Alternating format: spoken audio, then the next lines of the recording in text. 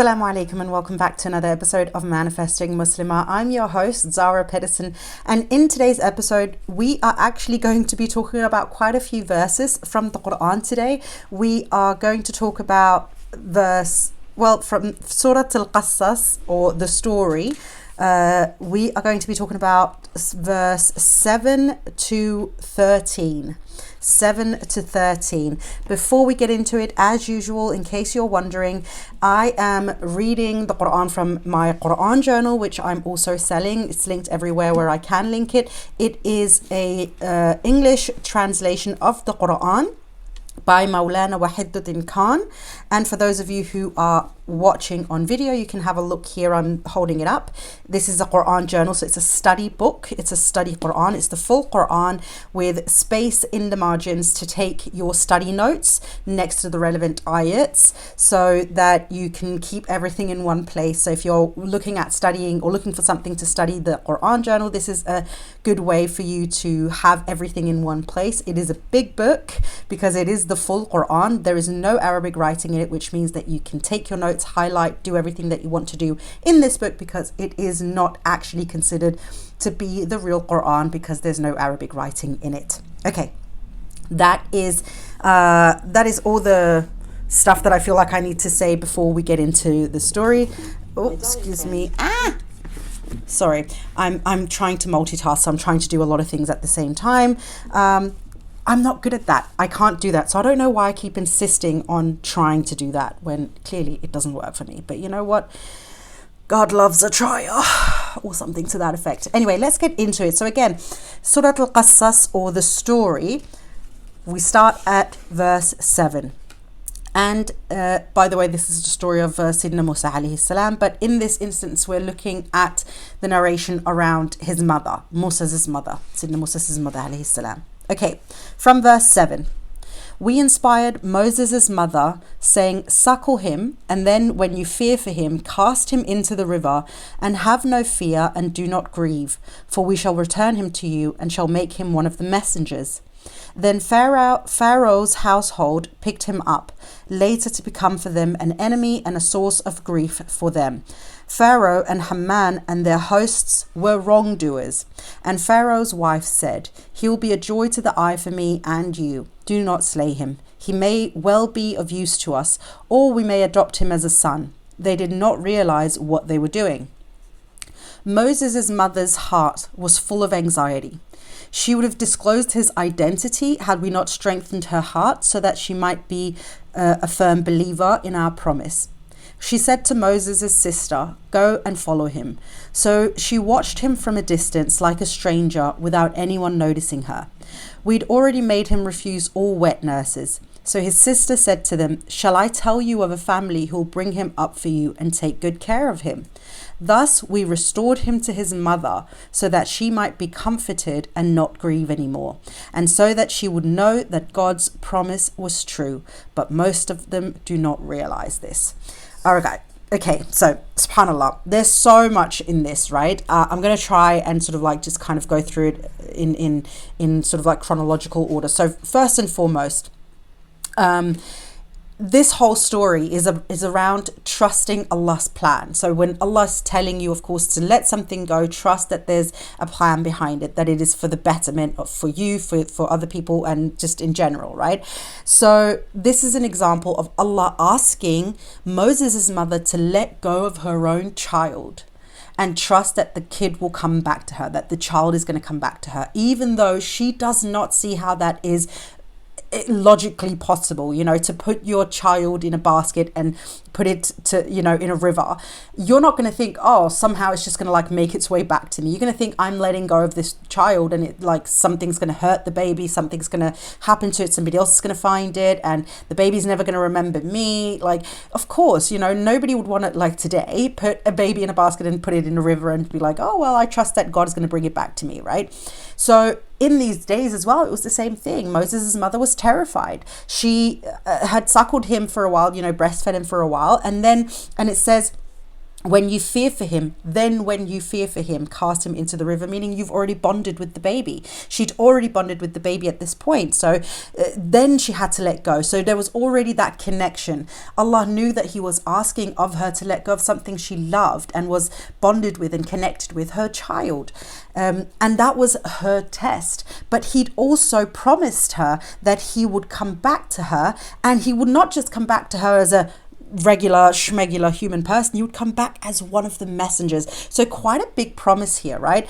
And a lot of things for, you know, a normal woman to have to just kind of come to terms with, and have a lot of faith and tawakkul and trust in Allah that this is going to pan out. Alhamdulillah, of course she did it. We know that today. But this was not an easy thing for her to do. And one of the things that happened, obviously when Pharaoh and his wife found the baby, and his wife said, don't kill the baby.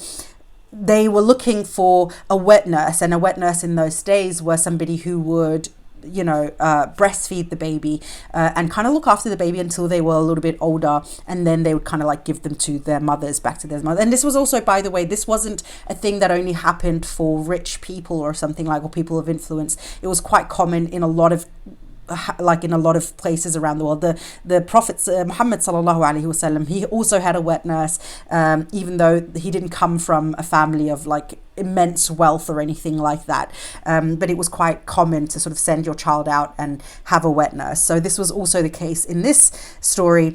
And one of the things that the mother of Moses did when she had sent the baby, or Moses, down the river, was she'd actually asked his older sister to go and keep an eye out on the basket, which was totally fine. Allah didn't say that she couldn't do that or anything. And in fact, it was obviously also a part of Allah subhanahu wa ta'ala's plan that the sister was going to go and keep an eye on the basket without making herself known to anybody around, right? And she then noticed after some time that the baby, Musa alayhi salam, was refusing all of the wet nurses that they were trying to find for him. Like, he wouldn't suckle on any of them. So this was obviously a problem, because he needed a wet nurse. And this is when his sister stepped in and said, actually, I think I know somebody who might be a really good fit. And of course it was his mother, Moses's mother. And that's how they were restored together. I personally love this story, because I think the first time I heard it was actually from Bilal Assad in one of his podcast episodes. Please don't ask me which one, because I can't remember this. But I heard the story for the first time in Bilal Assad's podcast. And I just love it so much, because it speaks into the whole, number one, letting things go, even if you love it so much, and trusting that it'll come back to you again, or something better will come to you. And in this case, the promise of Allah was, I'm going to give you your child back again. So don't worry about it. And he's going to come back an even greater person than the way that you left him, and also the idea of like how Allah's plan comes together in ways that we can't even fathom, because Moses was just a baby at this point, but he made it so that he had to refuse all of the wet nurses so that he could be restored with his mum. I mean, subhanallah, these are things that, without the intervention from Allah, he could have been suckling on some other woman's breasts and had a wet nurse from somewhere else, and he would never have been restored with his mother. But of course, that's not the case here. Allah subhanahu wa ta'ala's plan was always perfect from the beginning, right? One of the reasons that I love examples like this when I'm reading through the Quran is that it reminds me that none of the tests and trials or anything that we're going through today is new. Nothing is unheard of. Nothing is not like that it hasn't been done before. I don't know what I just did with my hair there, sorry about that. It hasn't been done before. All of the things that we're going through in our lives, we have examples of it one way or another in the Quran, which again just makes the Quran, subhanallah, the most wonderful guidance for us. And another reason why we absolutely have to pick up our Qur'ans and read and study the words of Allah subhanahu wa ta'ala, because all of these reminders keeps us firm in the faith of Allah, number one, but also reminds us not to get too caught up in our own stuff and our own story all the time, and making us believe that we're being punished or that we are one in a million. It has never happened to anyone before us, and we can do these sometimes, like I've done so much and why me. Allah has already done it to other people as well, don't worry. I can't remember which episode. I think it was the last one that I uploaded around why everything bad is your fault, or everything bad that happens to you is your fault, in part 2, when I spoke about black magic and sihr, that even something like black magic, was done to the Prophet sallallahu alaihi wasallam. And, it's one of those things that we tend to forget. So when something bad happens to us, or something we're being tested, we have a tendency to want to put ourselves in like this victim mode of like, oh, poor me, bad things are only happening to me. But by Allah giving us all of these examples in the Quran, subhanAllah, He's reminding us that the ones that He loves the most, right, the prophets, He would test them with the same things. And the prophets' family, friends, acquaintances, everybody was tested. There's not a single person who will not be tested. And the tests were and are just as difficult to those people as they are to us today, right? This is not a simple thing. It's not a simple thing for a mother to let go of her baby and to put her child in a basket and let the river, wash him away. That is not an easy task. And to trust that the child is going to come back to her, even though she doesn't understand how it's going to happen. No social media, no newsletters, no anything, no Google or whatever. She had to send her other child out to look for the baby, to look out for the baby. But she had to trust in it, and to trust not to do it herself, not to follow the baby herself, because she would have, revealed his identity and the plan. And that was not, of course, not meant to happen. So subhanallah, when we study the Quran and we're looking at it, because a lot of us can read a story like this and say, well, that was, that was back then, and like nobody would put a baby in the river now. But the truth is that while the example in this way might feel like, well, that's not going to apply to us because nobody's going to put their baby in a basket and put it down the river, the same thing can be said to us about other things. Sometimes it is, a mother letting go of her children if, she can't provide for them, but she knows other people might be able to. Maybe it is getting a divorce. Maybe it's letting go of a friendship that is no longer serving you. Maybe it's letting go of something, even physical things, material things, a house, a car, things like that we place a lot of emphasis on and that we connect with one way or another, because that's what we do. It's not only to other humans. Sometimes we also feel a connection to immaterial things, or immaterial, I don't know if that was the word, you know what I mean, like things that are just, stuff, and we don't want to let it go because we've placed a lot of value on it.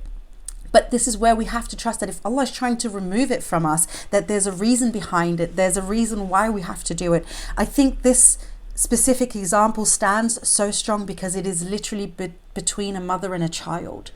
What bond is stronger than that between a mother and her baby? And it's not even just a child, it's a baby, an infant, right? Still suckling, still needing his mother to such a level that he needs milk. He needs to be fed in only one way, and only from her. Subhanallah, I genuinely think that when we sit down and we open the Quran and we read through these stories, it's not just a question of reading what the prophets went through, but it's a question of reflecting and learning how does that apply to us? What can I learn from what they went through? Because subhanallah, Allah gave us the messengers not only to deliver his messages, but also to stand as examples for us. So everything that they experienced, everything that they reflected on, every one of their struggles, every one of their hardships, every one of these things are examples and lessons for us to learn from them, right? So it's not just a question of reading about his story and how it happened to his mother. It's so that we can learn from it, so that we can take inspiration from it, so that when we're going through something where we feel like Allah is asking us to let go of something, that it becomes easier for us. Because if he could follow through on his promise to Moses' mother in such a way that is so, in a lot of ways, so intricate, that had to go through so many different phases, that it still ended up exactly the way it was meant to, and so perfectly that maybe we can learn to have that same kind of tawakkul in Allah. You have to remember again, this is way back in the day. You put your child in a river, who knows, number one, a wild animal could have come in and eaten the baby. Like, think of it like in the way that we would think logically today, right? If you put a child in a river, maybe there's crocodiles in the river, maybe there's another animals, like, I don't know what river it is. Was it the Nile? I don't know, maybe that's a dumb thing to say. Shut up, Zara. Either way, she's putting the baby down a river. There could be wild animals, right? And so the point is, thinking of it from that logical perspective that we would have today is like, okay, so chances are that either an animal is going to get the baby in the basket, or there's, the basket's going to be compromised in one way or another. It's going to take in water and the baby's going to drown, that the baby rolls over and then drowns or something. Do you know what I mean? That's what we would think today. And then on top of that, maybe somebody else is going to find the baby. If it doesn't drown or get eaten by somebody, maybe somebody else is finding the baby. But it was done perfectly so that it was Fir'aun and his wife who had to find the baby. Well, I don't know if they were them specifically who found the baby or somebody who works for them who then brought them the baby. But the point is that it had to happen so that they got Moses alayhi salam. So, and then that's also again another thing of like, how can you even like make sure that they are the ones who find the baby, and then that Fir'aun's wife had to say, don't kill this baby, we need to have the baby, or we can, bring us the joy, or we can adopt the baby and make it our son, because otherwise Fir'aun would have probably killed the baby if she hadn't kind of stepped in and said don't. And then, again, the next step of, having the baby, rejecting all the wet nurses, and then having to make sure that, of course, the mother sends out the daughter, because again, you have to remember, this is all a part of Allah's plan, that the mother sends the daughter, that the daughter is just kind of like lurking in the background, making sure, keeping an eye out, and that she steps in at the exact correct time to say, actually, I think I know someone who might be a really good family and a good wet nurse. The amount of plans and levels to Allah's plan are so magnificent and so impressive, that if we had to, come up with this plan, we surely would fail, right? We wouldn't be able to think of these things, which is why, again, there has to be that level of tawakkul. We don't need to see how it'll go from A to Z. We just need to trust that Allah is going to make sure that the rest of the alphabet is there, so that when we get to it, it'll make sense and we'll get to the end of the alphabet. And that is what happened here. Did that make sense, my little metaphor that I made? I hope it does. And that's what we have to understand. And this is such a brilliant example of just that. The amount of steps that the mother had to trust were going to find a way to be before she would get her baby back, and that the baby would come back as a messenger at that, subhanallah. So yes, that is what I wanted to share with you today. A little reminder for all of us of letting go when Allah is kind of prompting us to let go of whatever it might be, even though it can feel difficult for us. If you want to read that for yourself, it is the story Qasas, and in the Quran, and it is verse 7 to 13. Continue reading the story of Sidna Musa is, many more verses in this surah. So, read the whole surah, of course, but that was just a snippet of it that I just wanted to share with you today. I think that that's such a beautiful and such an inspiring message for all of you. Don't forget that if you would like to study with me or study the Quran and you're looking for a way to do it, then the Quran Journal is an excellent tool for that. You can find it in the show notes linked, or everywhere else that I can place a link, and order it for yourself. It is a print on demand, so you can get it within like a week. Usually it should arrive to your door. There's also a digital version for those of you who prefer a digital version of it. All right, my darlings, that is all I have for you today. I hope there was something beneficial for you today, that there was a good reminder for you in today's verses. I will see you inshallah in the next episode, which will be on Monday inshallah. But until then, my darling friend, please don't forget to live in love.